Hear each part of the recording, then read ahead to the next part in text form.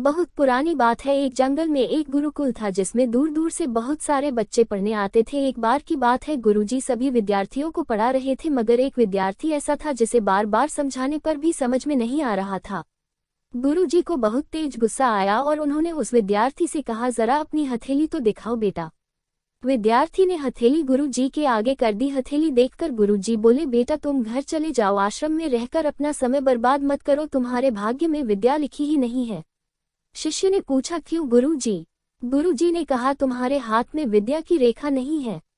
गुरुजी ने एक होशियार विद्यार्थी की हथेली उसे दिखाते हुए कहा, ये देखो, ये है विद्या की रेखा जो तुम्हारे हाथ में नहीं है, इसलिए तुम समय नष्ट ना करो और घर चले जाओ और वहां अपना कोई और काम करो।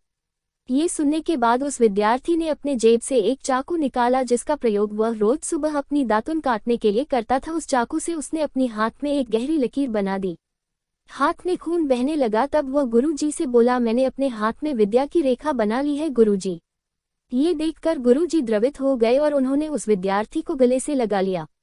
गुरुजी बोले, बेटा तुम्हें विद्या सीखने से कोई ताकत अब नहीं रोक सकती है। दृढ़ निश्चय और परिश्रम हाथ की रेखाओं को भी बदल देती है।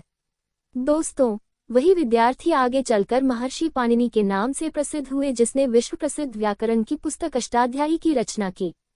तो दोस्तों, इस कहानी की शिक्षा ये है कि लोग चाहे जो भी बोले, हम हर एक को गलत साबित करते हुए अपनी लगन और कठिन परिश्रम के दम पर जो चाहे वो सब कुछ हासिल कर सकते हैं।